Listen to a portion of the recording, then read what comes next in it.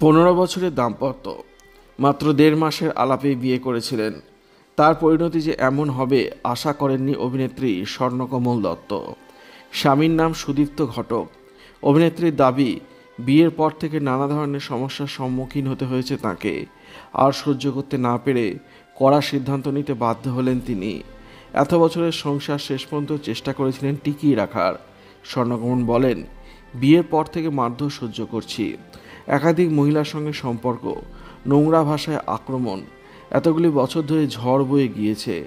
অভিনেত্রী দাবি করেছেন, গত জানুয়ারি মাসে ফের এক মহিলার সঙ্গে সম্পর্কে জড়িয়ে পড়েছেন তার স্বামী।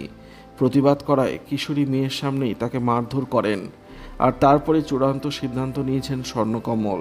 তার কথায়, এত বছর সম্পর্ক টিকিয়ে রাখার চেষ্টা করেছি, কিন্তু আর নয়, জানুয়ারিতেই সব শেষ। কন্যা সন্তানের মা স্বর্ণকমল। এখন সেই কন্যা সন্তান 9ম শ্রেণীর ছাত্রী। অভিনেত্রী বললেন, মেয়ে বলেছে প্রতিদিন এই অশান্তি ভোগ করার থেকে বাবার না থাকাই ভালো। এই মেয়ের যখন 5 মাস বয়স, তখন আমাকে বাড়ি থেকে বের করে দিয়েছিলেন শাশুড়ি মা। তাও আমি চেষ্টা করেছিলাম টিকিয়ে রাখার সব কিছু। আমার বাবার থেকে লক্ষ লক্ষ টাকা নিয়েছে। এত কিছু পরও আমি চেষ্টা করেছিলাম সংসার যাতে টিকে যায়।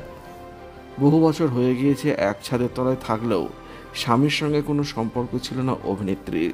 স্বর্ণকমল বলেন, গত 6 মাস আমি কথা বলার মতো অবস্থায় ছিলাম না। এত অত্যাচারিত হয়েছি, মানসিকভাবে বিপর্যস্ত হয়ে পড়েছিলাম।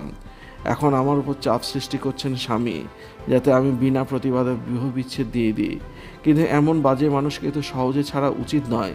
অভিনেত্রীর অভিযোগ, তাদের কোনোভাবে আর্থিক সাহায্য করেননি তার স্বামী, উল্টে সংসার চালাতেই হতো তাঁর বাবাকেই। কিন্তু এই পরিস্থিতিতে ইতিবাচকভাবে জীবনে ফিরতে চাইছেন তিনি। নতুন করে শুরু করতে চেয়েছেন অভিনয়। এখন তাকে দেখা যাচ্ছে চিরসখা ধারাবাহিকে। সেখানেও তিনি এক দ্বিতীয় নারী হিসেবে নায়িকা সতীন সোহিনী। রয়েছে কন্যা সন্তান, কিন্তু সেই নারীও আসলে প্রতারিতই।